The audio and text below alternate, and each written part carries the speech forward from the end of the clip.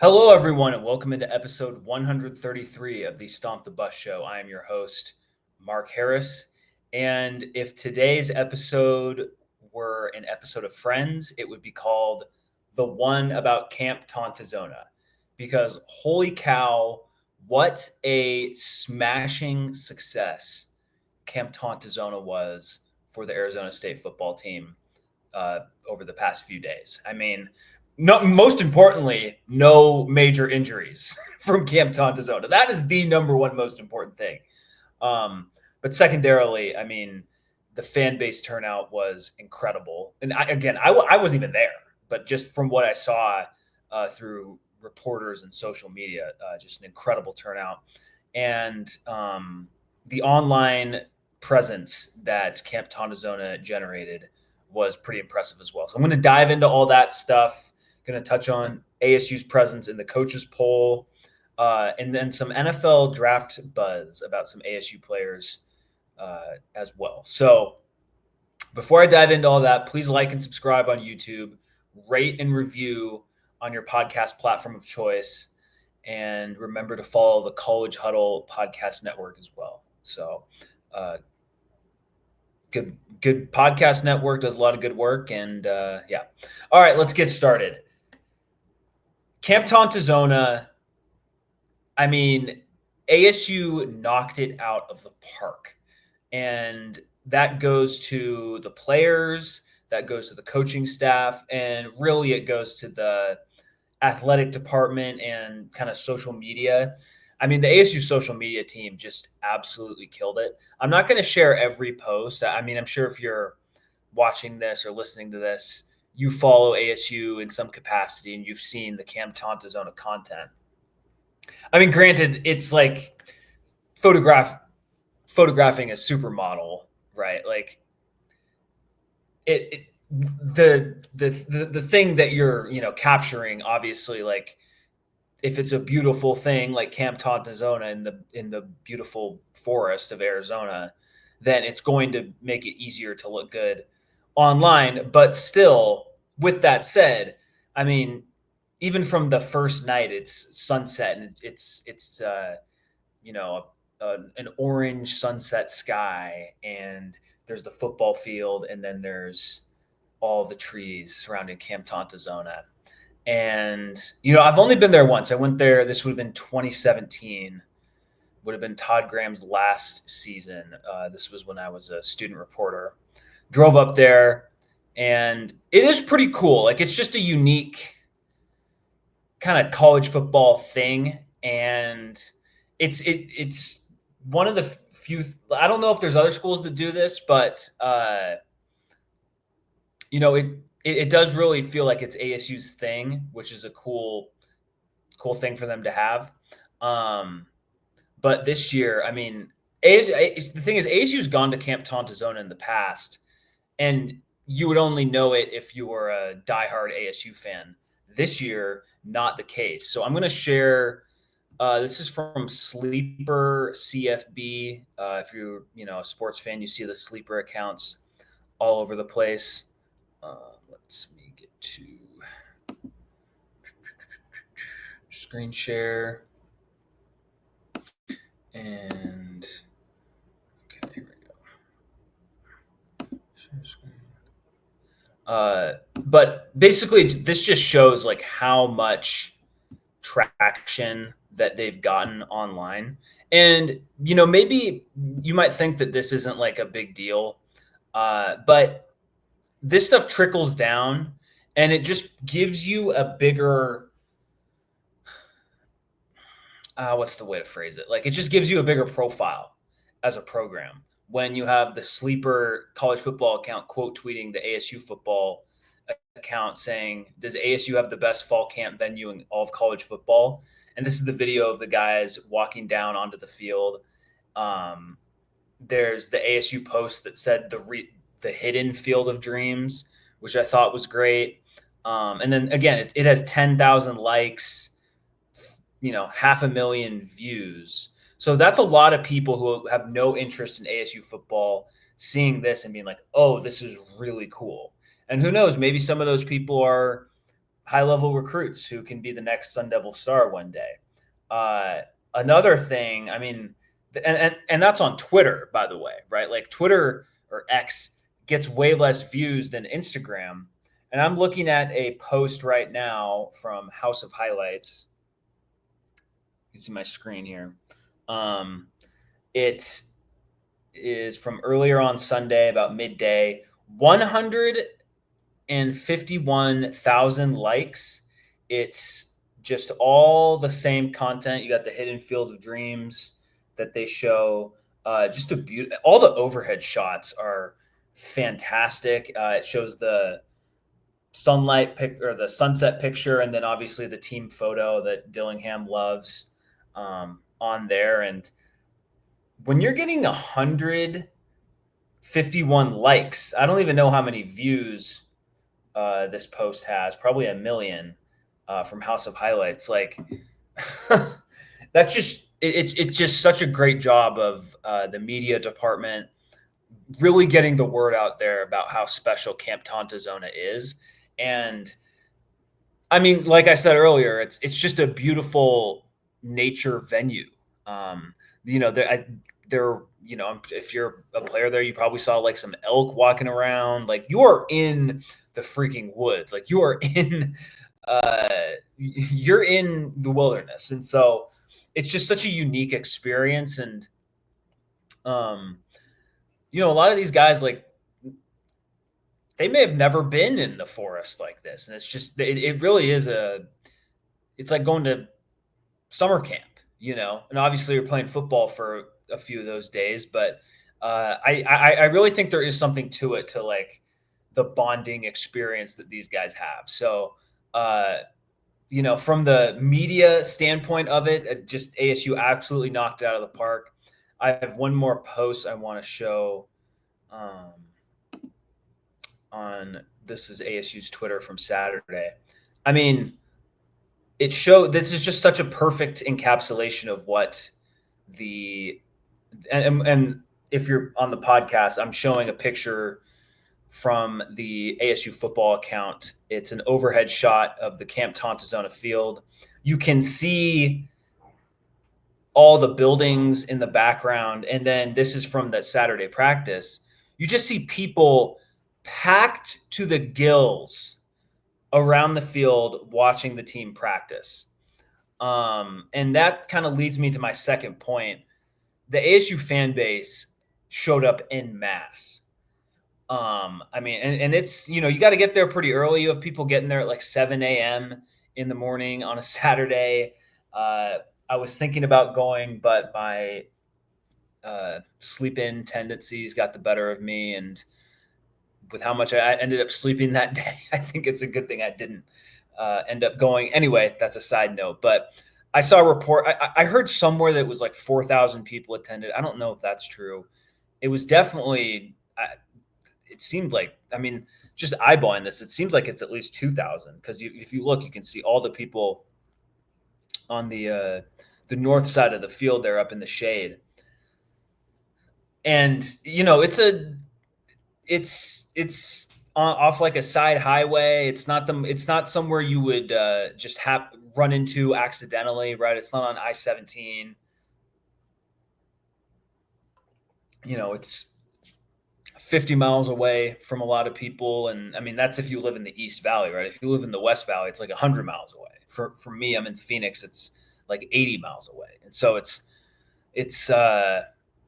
there's an inconvenience to it, but that kind of adds to the charm. And I mean, when you have this many people, it just really shows, like, cliche, but the Valley is activated, and when you're getting this type of a turnout for a Camp Tontozona scrimmage, it's just a really good, like, little appetizer before the season of like, wow, like people are bought in, and it feels like it's just the ASU football operation as a whole is in good shape. And speaking of which, ASU actually is doing well off the field as well. And a lot of this was reported by Brad Sesmat at Arizona Sports 360. And the gist of it is that the Soul Devils, which you can see their logo on the field at the 25-yard lines. It's a booster group. They raised $1.5 million in the span of a week to finance upgrades for ASU's weight room. And, I was listening to the interview, and this is on Brad Sesmat's Twitter page. I everyone just go look at his Twitter page that day. He was up there. It just the long story short is they financed upgrades to the weight room, and the weight room's only 8 years old, but just apparently there's other, new bells and whistles. This college football, after all, nothing can just be good enough from a recent renovation. But anyway, the fact that can get done so quickly and just be not a big deal at all. Again, it's another facet of like, hey, like it's really, really kicking in the community of ASU football being back, and to get that kind of support so quickly is just such an encouraging sign. Because if you're a fan, just a normal fan like me, you don't want these types of little bumps in the road affecting Dillingham and planting seeds in his mind of like, okay, we already don't have the biggest NIL budget, and now we're not getting the weight room fixed, and the outdoor facility is taking longer, or the indoor practice facility is taking longer to make, and all this stuff. The fact that this weight room upgrades gets financed so quickly and really with not much hassle, it just makes his job easier, and he can just focus on football. He can just focus on recruiting and all the standard football coach stuff. So you have that announced, which again, credit to Brad Sesmat for reporting on that. It also got announced from Graham Rossini, the athletic director, that $6 million of the $15 million required for the indoor practice facility has been raised. So you're like 40% of the way there in a pretty quick time span.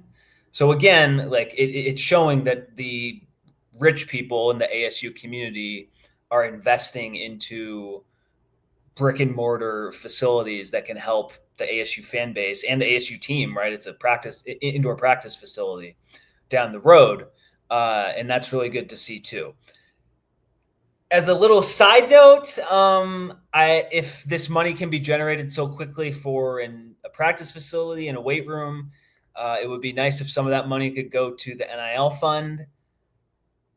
I'm sure many of those people have already donated money to the ASU NIL, but when you're in a conference with Texas Tech and they're just dropping bags all over the place, some of those funds going to NIL would be a nice thing as well. Now, granted, with the House settlement, that maybe that changes the calculus of it. But anyway, that's a small little note I wanted to throw in there. But ultimately, like, it's really good news that these facilities upgrades are happening with little resistance from the donor base. So good to hear all of that stuff coming out. And again, I just want to stress that like this was Brad Sesmat's information. If you go to his Twitter page, he details all of it. He has a story about it on his website at Arizona Sports 360. So check that out. Is there anything else from Camp Tontozona beyond the actual football? I mean, just to see all the people there, I was blown away. And again, I didn't even go, but just by what I saw online, it's just, I mean, that's a real commitment to get up there. And I mean, to be up that early and to find a place to park. I mean, if you're on X, you saw a tweet, someone like hit an elk and still ended up parking and going to the practice. So hopefully he got his windshield fixed. Just But I mean, that just shows like just how many people were interested. And if you're a player and you see that, like, that really has to put some wind in your sails. It's like, oh, like, especially at this time of the year, like they're going to be practicing, in 100-degree heat this upcoming week. And when that, like, there's so many people that care, and this goes in conjunction with the news of like the season ticket requests are through the roof. It's just such a just good vibes. Um, Onto the football. I mentioned earlier there were no real injuries, um, and that's good to see. There were some minor injuries. If you followed the news from the scrimmage on Saturday, it was that the defense really stole the show. And, I think that's fine in the grand scheme of things because, according to reports, the offense did really well in the first padded practice that there was. Um, and yeah, this is just a tweet from Blake Neiman. He's at field level. Blake Neiman from Fox 10. I mean, it's just so many people, and it's a pretty small space in the grand scheme of things. And I mean, just there's just like standing room only. It's just impressive how many people showed up to that. Anyway, back onto topic. I think oh, sorry, I lost my train of thought. But yeah, the defense really dominated the scrimmage. And I'll be honest, at first I was a little concerned. It came out later that Jordan Tyson, Shimon Mateer, Malik McLean, and Josh Atkins were all sidelined for that event due to, some minor injuries. And then it's like, okay, it's fine that the offense struggled, like they were missing 4 starters and, 3 of their top 4 pass catchers. So when you put it that way, it's fine. And I mean, it's great that the defense, like, all reports coming out of camp is that the defense has looked incredible. The defensive line has guys everywhere. It's deep. The linebackers, I mean, people are talking about how good this linebacker core is with Crook, Fiaseu, obviously Keyshawn Elliott, Martell Hughes, and then the defensive backs are very talented as well. So this defense, like, it's something I mentioned earlier in the spring. Like, this defense can give Arizona State the opportunity to blow some teams out. And in a game where the offense isn't firing on all cylinders, it can just give them some wiggle room. And maybe it gets a 3-and-out stop that it wouldn't have gotten last year. And that's the difference in maybe it's a field goal or maybe it's a touchdown, but either way, like, it's points that the other team is not scoring and giving the offense more of a cushion to operate. So there's that. I mean, obviously creating turnovers as well. That's the goal for the Brian Ward defense. So I mean, all around, leaving, as we enter like the second half of ASU training camp, like, it just seems like everything is really just in good shape. There haven't been any major injuries. And there were some injuries that ASU was affected by last year stemming from Camp Tontozona. I think it was, I remember Prince Dorba got injured at Camp T, and then I believe Jordan Crook did as well. And ASU missed those guys in the first half of last season. Even in, like that Kansas game, that was probably their worst defensive outing of any game that they had all of last year, especially just with how it looked. And, if you can avoid, multi-game injuries to guys that are like fringe future NFL players, that's huge. I mean, so obviously, there's still a ways to go in fall camp, and I'm sure they'll have a few more padded practices with full tackling. And I don't want to get too ahead of myself and saying that, oh, they're 100% healthy and all that. Like, who knows how it'll play out? But, through Camp T, to be pretty healthy is important. And so, Yeah, I think, I mean, you can go to State of the Sun Devils, Sun Devil Source, Devil's Digest, Devils in Detail. You can go to all these, Doug Haller, Fox 10 with Blake Neiman. I'm just a podcaster sharing my thoughts, but you can go to all their outlets to get a more detailed view of how those practices went down. Um, but I mean, it's just great to see that the uh, the defense is just firing at full cylinders, and the offense. I mean, seems like the running back competition is just going really well in the sense that Kyson Brown looks awesome. Not really a surprise. Rayleigh Brown makes plays, and then Kanye Udo makes plays as well. And so, to the people who really kind of looked under the hood of this ASU team and understand what was going on, like replacing Scat is it's I just don't see I don't see that being as big of a storyline this season as a lot of people think it will be, because I think the running backs we have are capable of doing that in the aggregate. So, and I mean Tyson, we know how good Tyson is. I should end with Jared Hamilton. He had two great catches at the end of the scrimmage. He's balled out all camp, just picking up where he left off from spring ball. And it's awesome that him and Sam Levitt are developing that chemistry, because ASU kind of got by with only having one real threat at wide receiver, but that's tough to do 2 years in a row. So when you have Tyson, Hamilton emerging, and then other guys, McLean, Derek Eusebio, Jalen Moss, all these guys, like it's just a good. I mean, there's just a lot of guys on this team, right?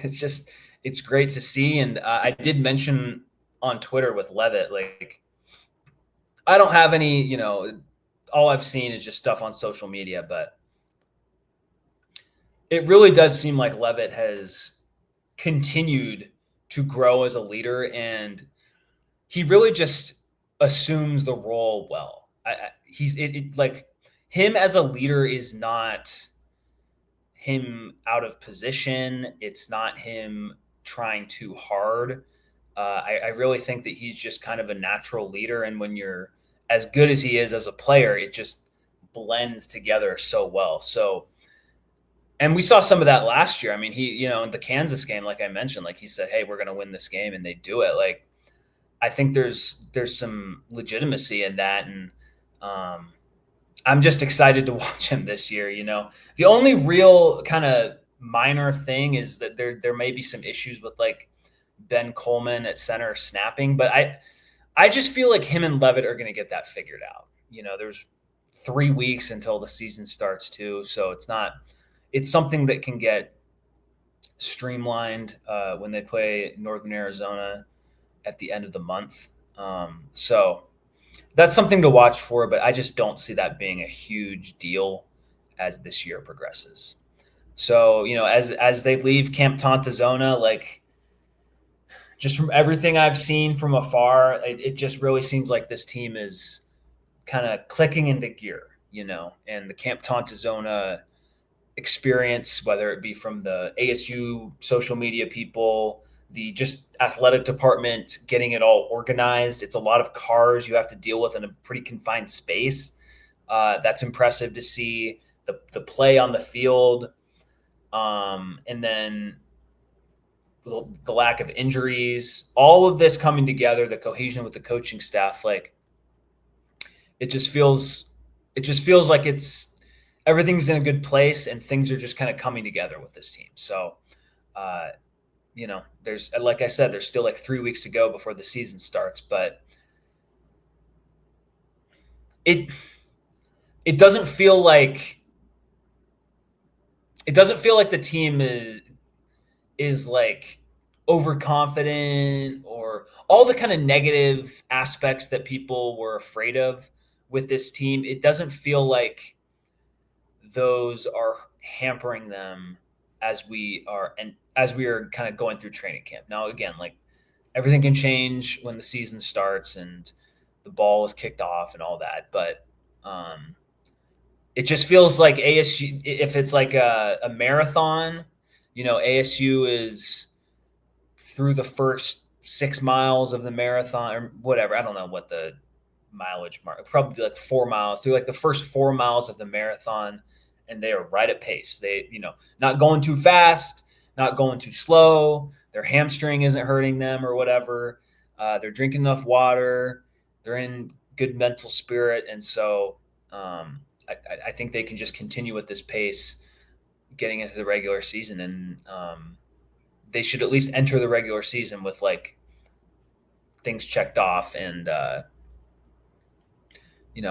just it seems like things are just going well to wrap it up, and Camp Tontozona, whether it be from the social media views that they've gotten or just the fact that people haven't left with major injuries, seems like Camp Tontozona was a smashing success for ASU football.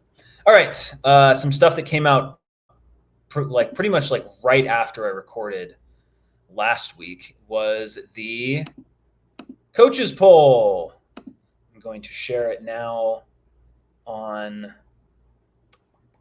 the video stream.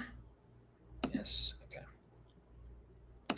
So unsurprisingly, Texas is number 1, followed by Ohio State, Penn State at 3, Georgia 4, Notre Dame 5, Clemson 6, Oregon 7, Alabama 8, LSU 9, Miami 10, Arizona State at number 11, just ahead of Illinois at 12 and South Carolina at 13.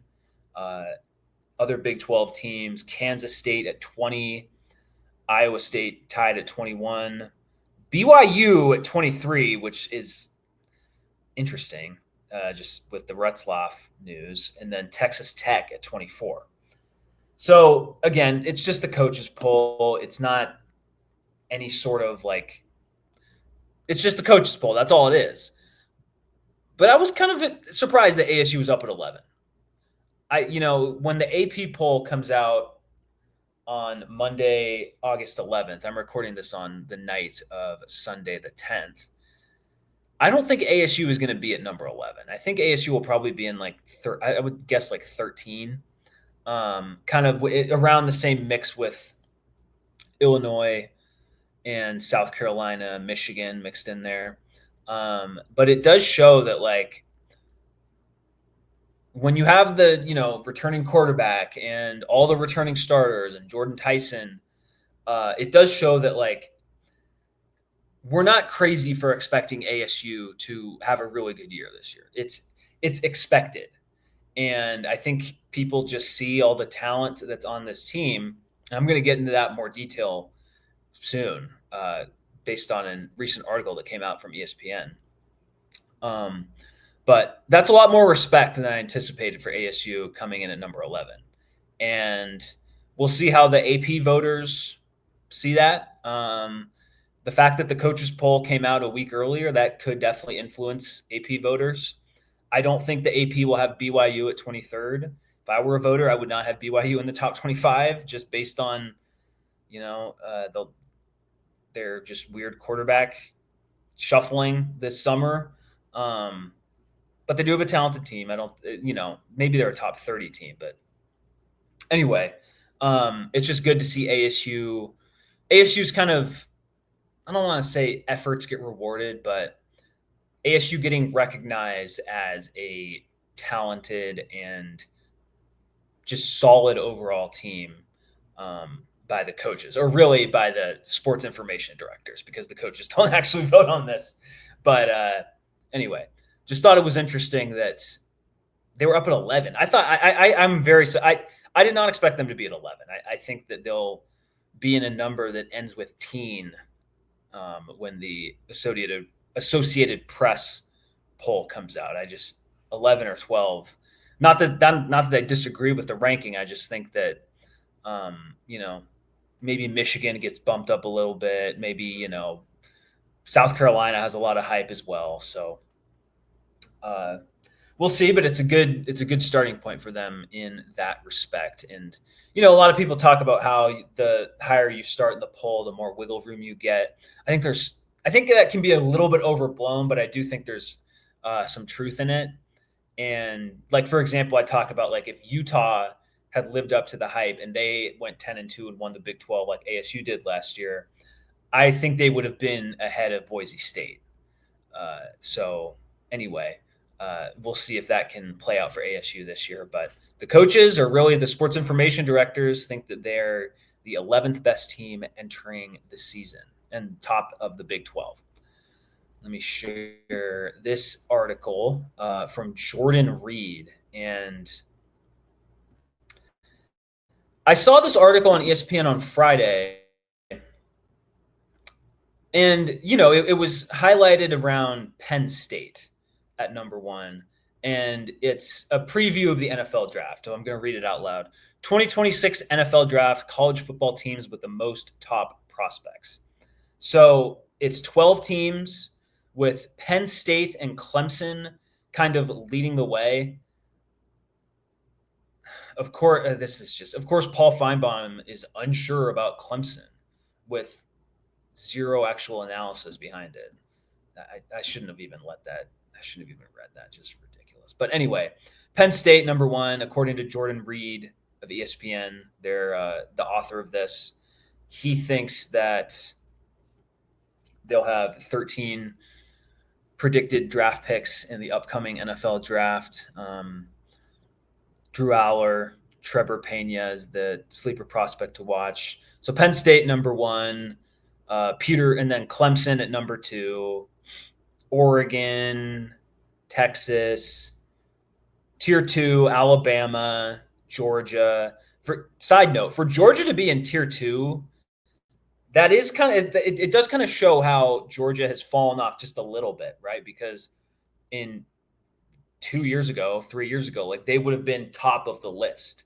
So it is interesting that they're considered to be just like a top 5 team and not a top 1 or 2 team.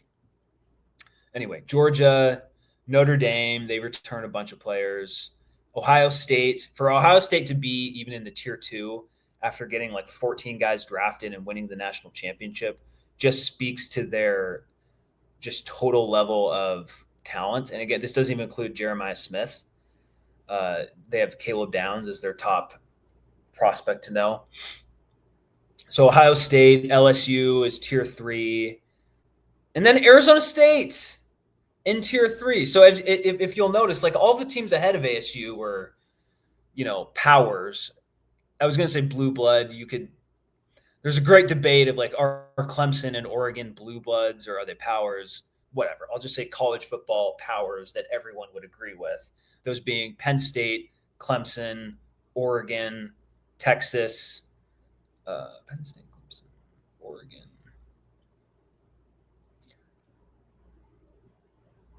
Yeah, sorry. Penn State, Clemson, Oregon, Texas, Alabama, Georgia, Notre Dame, Ohio State, LSU, Tier 3, and then at number 10 is Arizona State. So top prospect, unsurprisingly, Jordan Tyson. Sleeper prospect to watch, offensive tackle Max Iannachor, which that speaks well to ASU's offensive line.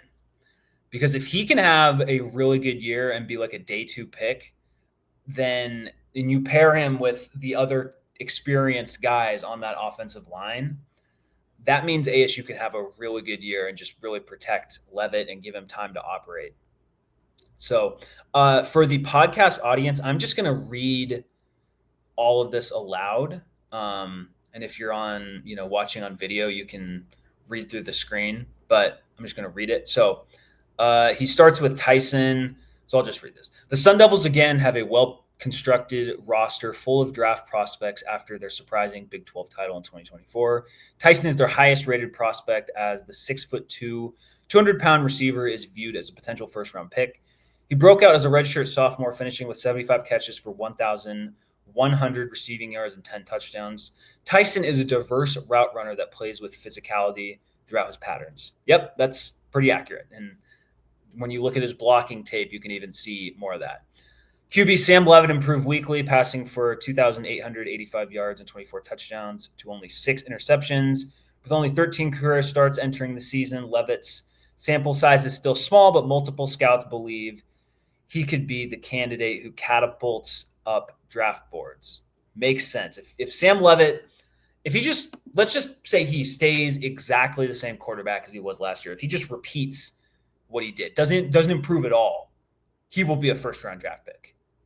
He may not be a top 10 draft pick, but he'll be a first-round draft pick. If he improves, then he can really bolt up the draft boards, as Reed alludes to in his write-up.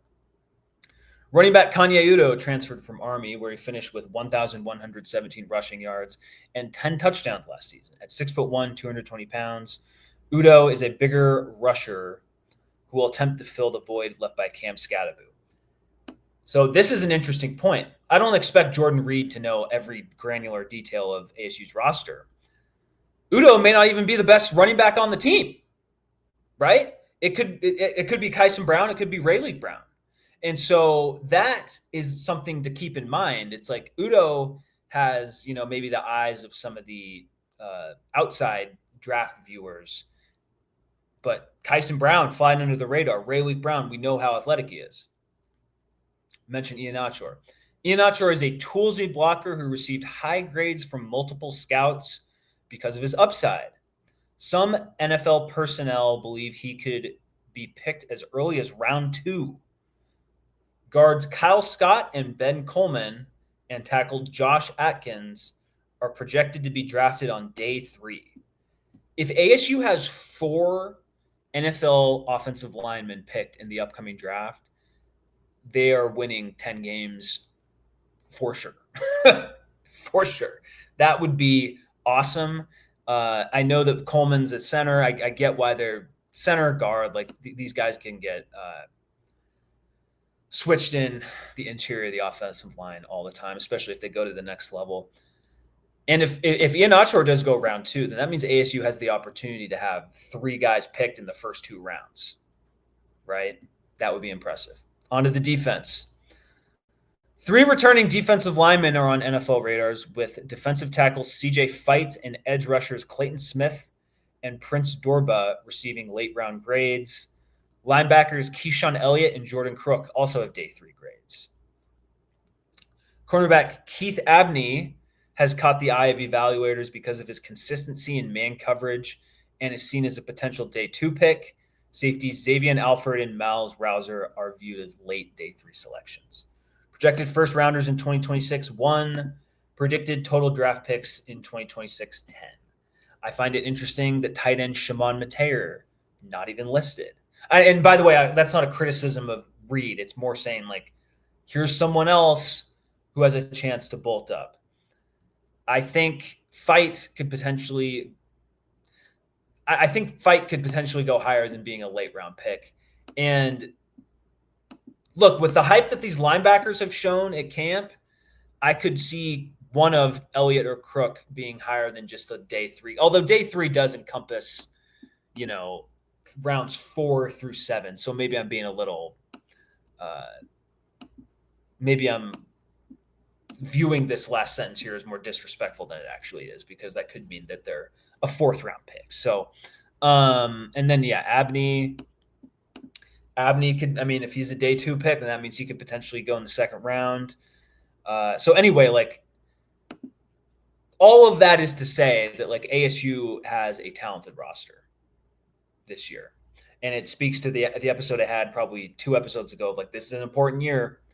It's an important year because you have dudes. You have dudes on this team, and a lot of dudes on defense. And the offense has the 2 most talented dudes. Heck, the 3 most talented dudes if you include Ian Achor. So, and then it can just be, if it all comes together, like, it could be special. I'll just leave it at that. Rounding out the list at number 11 is Texas Tech. Makes sense. And then Indiana is 12th. So, interesting article from Jordan Reed that came out on August 8th of last week. One of those players, Clayton Smith, got some buzz as well last week, as he was named to the Freaks list on The Athletic. And if you're unfamiliar with what I'm talking about, the Freaks list is an article that Bruce Feldman of The Athletic does every single year, in which he talks with all sorts of personnel people around college football. And okay, I need to not share this. So,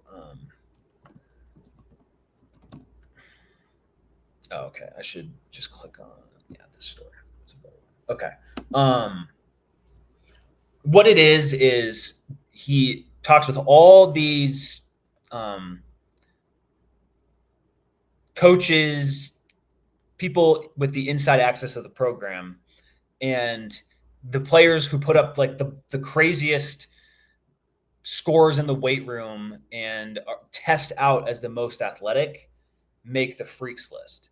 And funny enough, just having listened to podcasts with Feldman, it's to the point where coaches at smaller schools will not even won't tell them about some of their freakiest players, because those players, like if you're at Toledo or Nevada, Reno, you don't want to tell him about your corner who's testing off the charts athletically, because then he'll just get poached that upcoming season.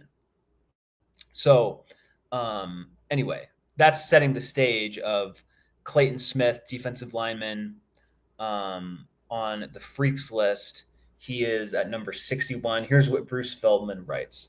The former five-star began his career at Oklahoma. He made 6 tackles for loss. Okay.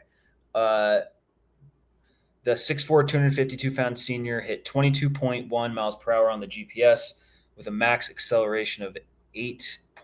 I wonder what that means. He squatted 565 pounds, bench 335, and power clean 330.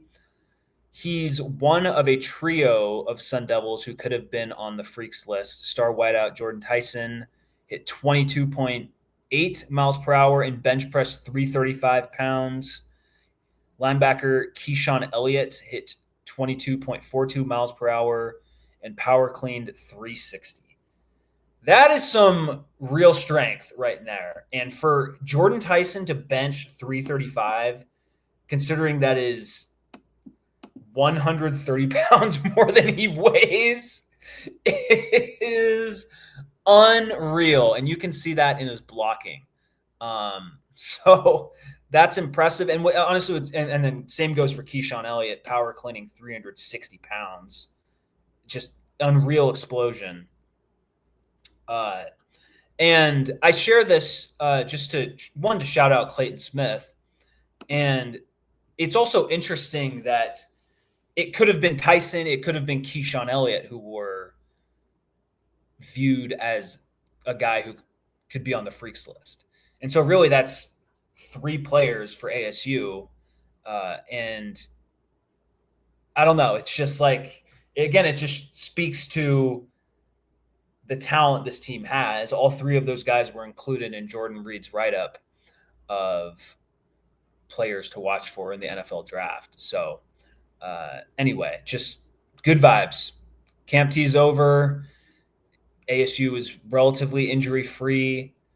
They have some real talented players, and it's nice to see them getting some preseason accolades.